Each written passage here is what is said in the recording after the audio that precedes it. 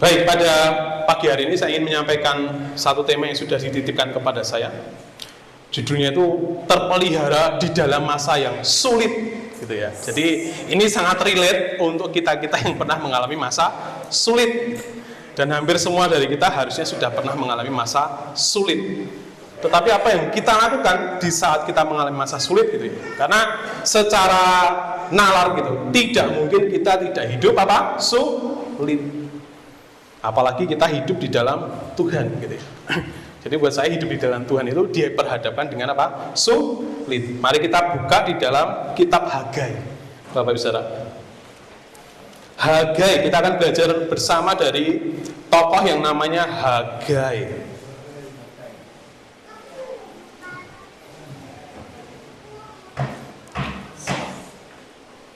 Jadi saya berikan latar belakangnya dulu ya, supaya nanti ketika menjelaskan itu saya tidak kesana kemari. Jadi kitab Hagai itu ditulis oleh Hagai sendiri di zaman dimana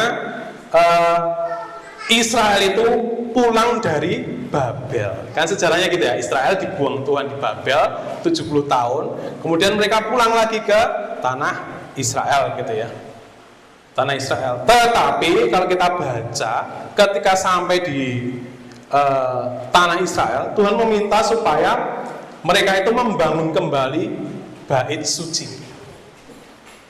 Jadi Tuhan minta mereka pulang, memulangkan mereka ke tanahnya untuk satu tujuan besar, yaitu apa? Membangun kembali apa? Bait suci. Jadi Hagai diutus Tuhan untuk apa? Membangun apa? Bait suci. Oke, sampai sini jelas ya. Kita lihat di dalam Hagai 1 ayat 2 sampai yang ke-8. Saya akan bacakan bagi kita semua, Bapak Ibu Saudara. Silakan menyimak, mendengar.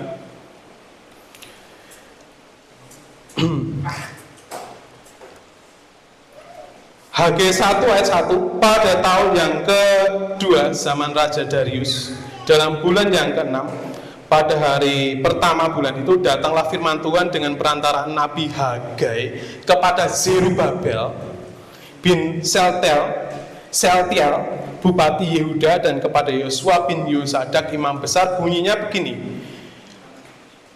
bangsa ini berkata, sekarang belum tiba waktunya untuk membangun kembali rumah Tuhan. Maka datanglah firman Tuhan dengan perantara Nabi Hagai, bunyinya, apakah sudah tiba waktunya bagi kamu untuk mendiami rumah-rumahmu yang dipapani dengan baik, sedang rumah ini tetap menjadi reruntuhan. Oleh karena itu, beginilah firman Tuhan alam, perhatikanlah keadaanmu. Kamu menabur banyak, tetapi membawa pulang hasil yang sedikit. Kamu makan, tetapi tidak sampai kenyang. Kamu minum, tetapi tidak sampai apa?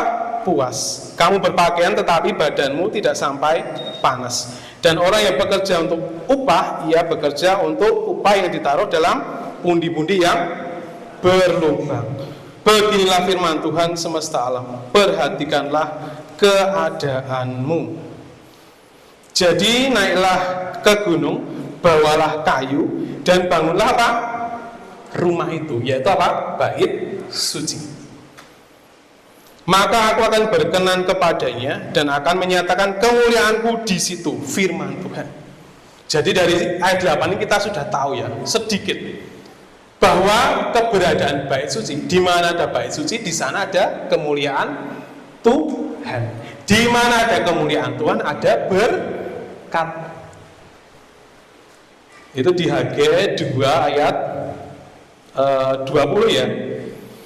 Ya, kalau di Alkitab Bapak Ibu Saudara yang cetak itu ayat 20. Bunyinya begini: apakah benih masih tinggal tersimpan dalam lumbung, dan apakah pohon anggur dan pohon ara, pohon delima dan pohon zaitun belum berbuah? Mulai dari hari ini aku akan memberi apa? Berkat. Syaratnya apa?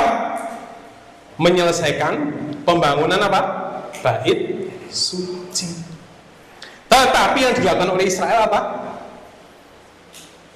Ketika mereka sampai di tanah Israel, mereka tidak langsung membangun rumah Tuhan.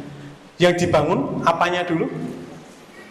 Ya, kalau di Esra itu yang dibangun, mereka sudah bangun mezbah. Karena mezbah itu punya fungsi yang krusial, nanti saya bahas ini akhirnya,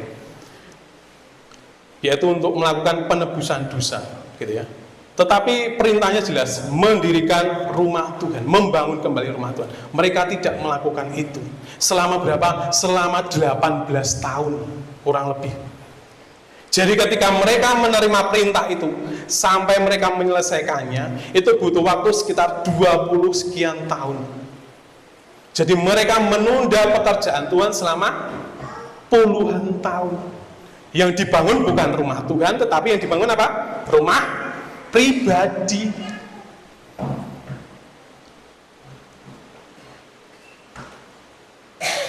Padahal mereka berharap pulang ke tanah Israel itu diberkati. Nah, mereka tidak sadar, mereka lupa bahwa sumber berkat itu siapa?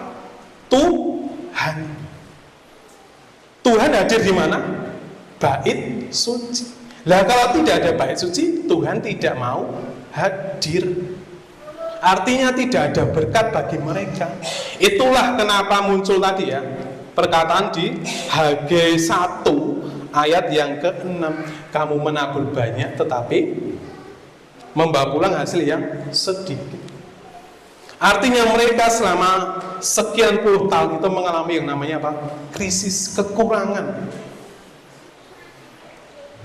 Upah mereka tidak full, berkat yang mereka terima itu habis, bolong gitu ya, habis terus gitu. Padahal ada Tuhan. Nah ini kan aneh ya, ada Tuhan, tetapi mereka tidak diberkati.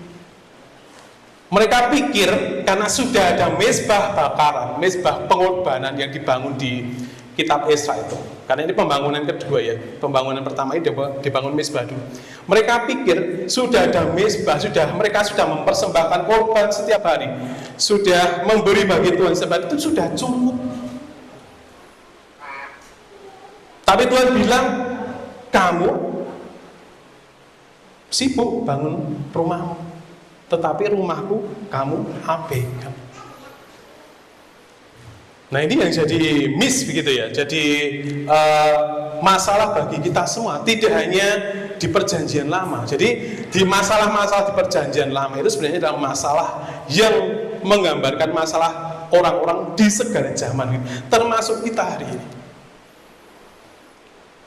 Jadi tidak bisa kita ketika kita tadi ya menabur banyak tetapi menuai sedikit, kemudian kita langsung mengucap syukur, wah ini kehendak Tuhan. Tidak. Tuhan itu tidak pernah menghendaki kita apa? Kekurangan.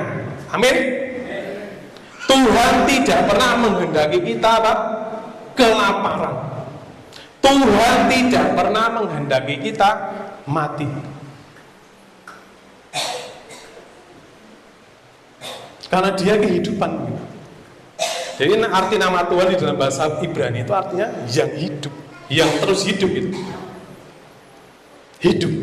Maka kita sebagai umatnya juga akan hidup.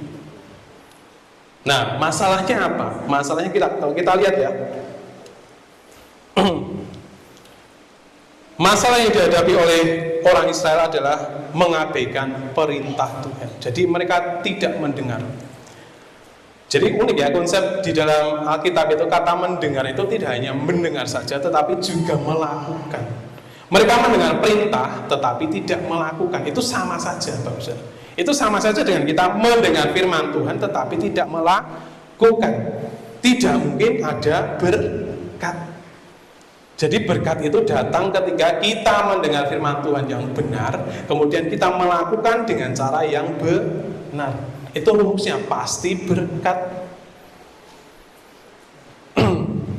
Pasti tidak ada kantong berlubang, pasti tidak akan ada kekurangan. Saya tidak sedang mengajarkan kemakmuran begitu, tidak, Bapak Saudara. Saya melihat fakta bahwa dekat dengan Tuhan itu diberkati. Diberkati. Tadi ya seperti Hagai 2 ayat 20 tadi. Aku akan mendatangkan apa? Berkat. Jika kamu mendengarkan aku dan melakukannya. Syaratnya itu, Bapak Saudara. Kemudian kita lihat ya, yang jadi pertanyaan saya kemudian begini. Tuhan memberikan perintah supaya Hagai dan orang-orang Israel itu mendirikan bait suci, urgent, harus segera mungkin. Pertanyaannya, kalau sudah ada bait suci, terus kenapa? Apa tujuan, apa fungsi bait suci ini? Apa perannya bait suci ini? Kok Tuhan marah sekali? Karena mereka membangun rumahnya sendiri, kemudian lupa membangun bait suci. Buat Tuhan, bait sucinya dulu, baru rumahmu, baru kepentinganmu, bangunlah dulu. Ini sama ya seperti di Matius 6 ayat 33. Tetapi carilah dulu kerajaan Tuhan dan kebenarannya, maka segalanya akan dilimpahkan. Jadi pekerjaan Tuhan ini menjadi prioritas. Kenapa? Karena ini ternyata saya temukan ini demi kepentingan manusia itu sendiri, demi kepentingan kita sendiri, Bapak Saudara. Jadi kenapa harus ada bait suci? Kenapa, Bapak Saudara? Kenapa Tuhan memerintahkan Hagai untuk mendirikan kembali bait suci? Satu, karena Tuhan ingin mengembalikan keadaan seperti Eden begitu ya. Jadi kan cita-citanya Tuhan itu kalau di Yeskiel 6 itu 36 itu akan mengembalikan Eden. Keadaan Eden itu dikembalikan, di mana manusia bisa dekat dengan siapa? Tuhan. Tetapi itu tidak mungkin karena ada kejadian 3 di mana manusia jatuh di dalam apa? Dosa. Sesuai dengan mandat di dalam Yesaya 59 ayat 1 dan 2. Tidak mungkin seseorang bisa mendekati Tuhan kalau masih ada apa? Dosa. Jadi tangan Tuhan tidak kurang panjang untuk menolong. Ya toh? Tuhan itu ingin menolong, tangannya juga tidak kurang panjang. Tapi Yesaya mencatat, tetapi yang menjadi pemisah antara kamu dan Tuhanmu ialah segala apa? Kejahatanmu. Dan yang membuat dia menyembunyikan diri, menyembunyikan mukanya, menyembunyikan kemuliaannya daripada kita adalah segala dosa kita. Jadi masalahnya di Kejadian 3. Nah, ini peran bait suci yang utama gitu. Kita selama ini mendengar bahwa kenapa harus ada bait suci? Supaya Tuhan hadir. Kita lupa bertanya, terus kalau Tuhan hadir kenapa? Apa yang dilakukan Tuhan? Jadi bait suci ini ada, hadir, harus ada. Ini untuk mengakomodasi masalah di Kejadian 3, untuk menyelesaikan masalah di Kejadian 3. Jadi supaya manusia bisa dekat dengan Tuhan, harus ada apa? Penebusan. Jadi fungsi dari bait suci yang utama, kemah suci ya, itu adalah menyelesaikan masalah apa? Dosa. Itu Bapak Saudara. Tujuannya Tuhan hadir itu. Baik dalam perjanjian lama maupun perjanjian baru. Di perjanjian baru Yesus datang untuk apa? Menebus dosa. Di perjanjian lama menebus dosa, di perjanjian baru dia datang juga menebus dosa. Jadi fungsi bait suci ini krusial sekali. Kalau mereka tidak membangun bait suci, maka bagaimana Tuhan mau hadir? Bagaimana Tuhan mau memberkati? Jadi mereka itu menghalangi berkat mereka sendiri yang berasal dari Tuhan. Gitu ya.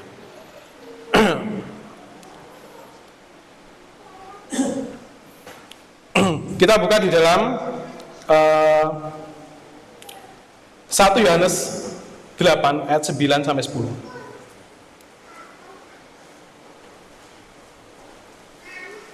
Saya bacakan bagi kita semua. 1 Yohanes 1. 8. 1 Yohanes 1 ayat 8 sampai 10. Jika kita berkata bahwa kita tidak berdosa, kita menipu diri kita sendiri dan kebenaran tidak ada di dalam diri kita. Jika kita mengaku dosa kita, Ia adalah setia dan adil, sehingga Ia akan mengampuni segala dosa kita dan menyucikan kita dari segala kejahatan. Jika kita berkata bahwa kita tidak ada berbuat dosa, maka kita membuat Dia menjadi apa? Pendusta. Dan firman-Nya tidak ada di dalam diri kita. Jadi tujuan firman Tuhan kita terima itu ternyata untuk ini, menyatakan dosa kita. Karena itu masalah yang sangat-sangat lama, Bapak Saudara. Itu ancient problem gitu, masalah sejak dahulu kala. Sejak kejadian 3 sampai akhir zaman nanti, masalah manusia itu di hadapan Tuhan cuma satu, apa? Dosa. Jadi tanpa penyelesaian yang benar, manusia tidak akan pernah bertemu dengan Tuhan. Dan Tuhan tidak bisa menemui manusia. Dia tidak bisa melanggar aturannya sendiri. Tuhan buat aturan, kalau orang berdosa tidak mungkin bisa bertemu dengan Tuhan. Hanya orang yang suci yang bisa ketemu dengan Tuhan. Nah, hari ini kita sering sekali mencari berkat Tuhan daripada Tuhannya gitu. Seperti yang dilakukan oleh Israel. Mereka berharap selama 18 tahun itu mereka tidak membangun bait suci, mereka hanya mempersembahkan korban. Berharap mereka diberkati. Jadi mereka itu mencoba menyogok, menyuap Tuhan itu dengan persembahan mereka. Tapi Tuhan bilang apa? Najis. Dalam HG2 itu ya. Persembahanmu itu najis. Jadi kotor sekali. Mereka tidak dipelihara Tuhan gitu. Jadi buat saya gitu, saya hanya menemukan satu prinsip. Pemeliharaan Tuhan itu terjadi ketika tidak ada penghalangnya gitu. Tuhan itu dari zamannya kejadian sampai Dia nanti datang itu kerinduannya itu bersama dengan umatnya gitu. Melindungi umatnya, memberkati umatnya, memelihara umatnya. Jadi jangan kira Tuhan senang gitu ya melihat anak-anak Tuhan menderita, itu tidak. Jangan kira Tuhan senang melihat umatnya itu kelaparan gitu, kekurangan, tidak. Tuhan itu juga bersedih melihat kita kekurangan, kelaparan, Tuhan juga bersedih. Tuhan ya berikan satu jalan ya, selesaikan di hadapan apa? Salib, sudah itu saja. Masalahnya kita sering mendengar gitu ya. Jadi ketika Yesus disalib maka dosanya itu sudah selesai sampai akhir nanti. Jadi manusia bisa bebas berbuat dosa, nanti juga diampuni Tuhan. Tidak begitu. 1 Yohanes 1 ayat 8 jelas, kalau kita tidak mengaku dosa maka Dia juga tidak akan apa? Adil. Tidak akan mungkin mengampuni kita, Bapak Saudara. Maka kalau mau hidup di dalam pemeliharaan Tuhan, jangan fokus kepada berkatnya, bagaimana mengejar berkatnya. Buat saya berkat itu otomatis gitu. Jadi ini seperti saya dekat dengan orang yang punya kuasa begitu ya. Saya tidak perlu meminta sesuatu dari dia. Saya hanya cukup mendekati dia, dia berikan saya sesuatu. Itu konsep yang saya lihat begitu. Kalau kita berdoa ya kita didengar. Kita buka ya Yakobus 5 ayat 16. Kita baca bersama, Bapak Saudara.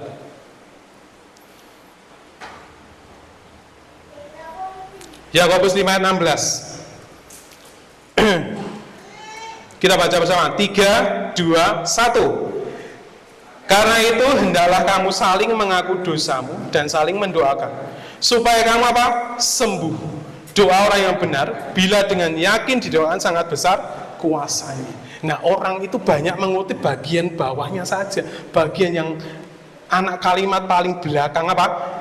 Doa orang benar bila yakin didoakan sangat besar kuasanya. Mereka lupa ada apa?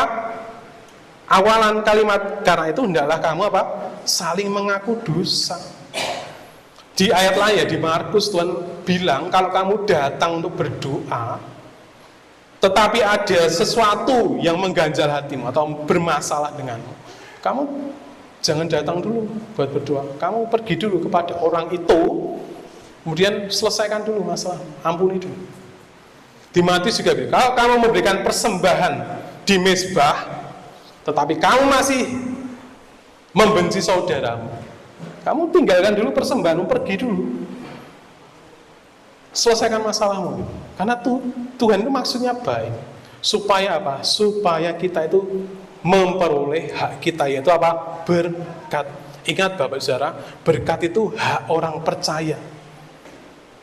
Tanpa melakukan kewajiban apapun, itu haknya. Jadi keselamatan itu adalah hak kita. Tetapi itu harus dikerjakan. Jadi seperti dicatat dalam Efesus ya, bahwa penebusan yang kita terima hari ini itu belum selesai. Kita harus terus mengerjakan keselamatan ini.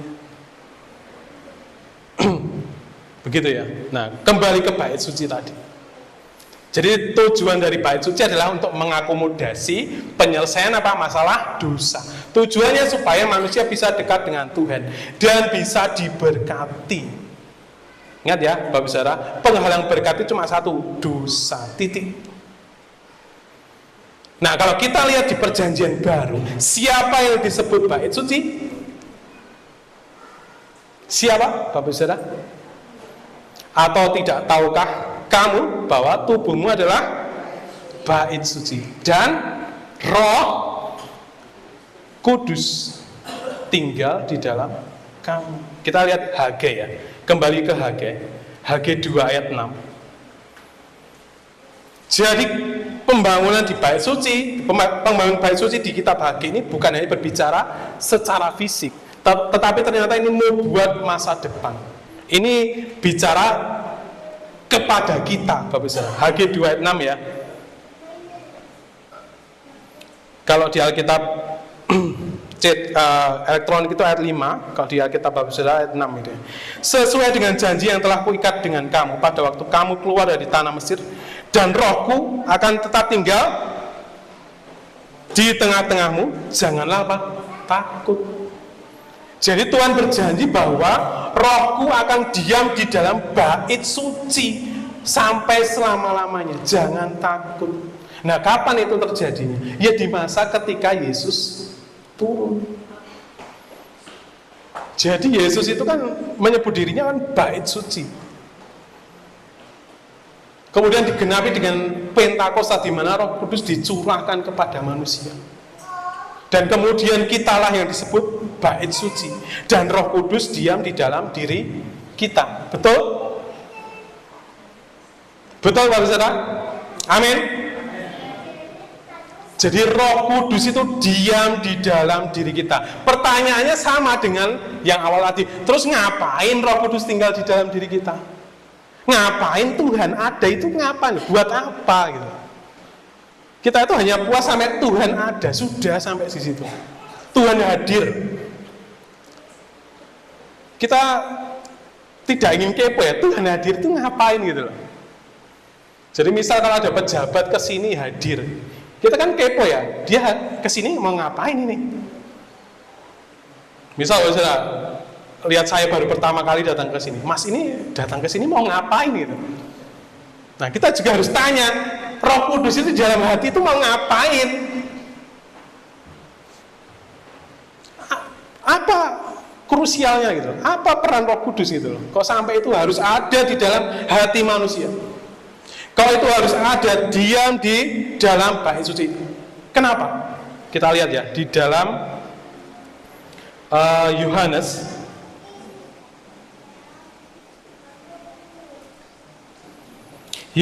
16 ayat 8.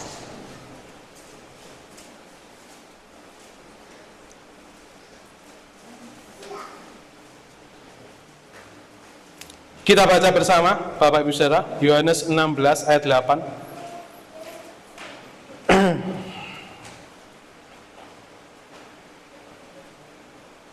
3, 2, 1. Dan kalau ia datang, ia akan menginsafkan dunia akan dosa, kebenaran, dan penghakiman. Jadi jelas ya, mau di perjanjian lama atau perjanjian baru, Tuhan datang itu tuh satu hal apa? Tujuan utamanya apa? Menginsafkan manusia akan dosa. Sebab cuma itu yang menghalangi manusia datang kepada Tuhan. Boleh kita Kristen, boleh kita setiap hari Minggu datang ke gereja, tapi belum tentu Tuhan itu dekat dengan kita. Itu dicatat loh dalam Matius 7. Pada hari itu banyak orang akan berseru dalam namaku, ya toh, mengusir setan demi namaku, bernubuat demi namaku. Tetapi Tuhan bilang apa? Aku tidak pernah kenal kamu, pergi. Itu siapa? Itu orang Kristen, Bapak Ibu Saudara. Di Matius 7 itu orang Kristen. Siapa yang memakai nama Yesus gitu? Ya kita. Jadi mari kita lihat begitu ya. Jadi ini masalah manusia sejak kejadian 3 sampai akhir zaman nanti. Dan yang kita hadapi setiap hari, setiap detik. Ingat bahwa setan atau roh jahat itu seperti apa? Singa yang mengaum, yang siap menerkam mangsanya setiap saat. Jadi setiap saat kita itu diancam dosa. Itu krusialnya. Itu kenapa harus ada mezbah pengorbanan setiap hari. Ya untuk mengakomodasi masalah supaya manusia bisa didamaikan dengan Tuhan. Kalau sudah berdamai enak, Bapak Saudara. Kita diberkati, kita dilindungi, kita dipelihara tanpa syarat. Syaratnya kan cuma itu ya, mendengar kehendak Tuhan dan melakukannya. Kehendak Tuhan apa? Kita hidup di dalam kebenaran. Artinya nggak cuma mendengar firman, tetapi kemudian kita tidak melakukan. Kesalahan Israel juga itu, mendengar firman tetapi tidak melakukan. Sama, Bapak Saudara.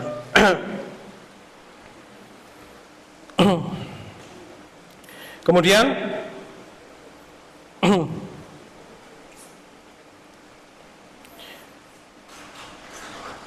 kita buka di dalam Hagai 2 ayat 20 tadi ya. Jadi tujuan utama Tuhan adalah ini. Saya tidak sedang berbicara berkat, tetapi ketika saya membaca firman Tuhan, sebenarnya saya menemukan bahwa keinginan Tuhan itu satu, supaya umatnya itu hidup di dalam berkat, dipelihara Tuhan, seperti di Taman Eden. Jadi tujuan utama Tuhan itu memulihkan relasinya seperti di Taman Eden gitu. Seenak itu. Jadi kalau hari ini kita masih tadi ya, menabur banyak tetapi menuai sedikit, kemudian mendapat upah tetapi itu seperti kantong berlubang. Nah, jangan-jangan kita juga masih mengalami masalah dengan Tuhan. Jangan-jangan masih ada dosa yang menghalangi kita untuk menerima berkat Tuhan. Gitu ya. Amin, Pak Saudara. Amin. Mari kita berdoa. Nanti kita coba ini ya. Ini saya lakukan dimanapun saya berada. Ketika saya datang untuk berkhotbah kita ya, kita akan belajar untuk mengaku dosa di hadapan Tuhan. Jadi mengaku dosa itu bukan hal yang memalukan. Mengaku dosa itu bukan hal yang tabu. Mengaku dosa itu adalah kebutuhan utama kita gitu. Mengaku dosa itu adalah keinginan Tuhan yang harus diberikan, harus dikerjakan oleh manusia gitu. Itu yang saya maknai dengan mengerjakan keselamatan gitu. Karena hanya dosa yang bisa menghalangi Tuhan untuk memberkati kita gitu.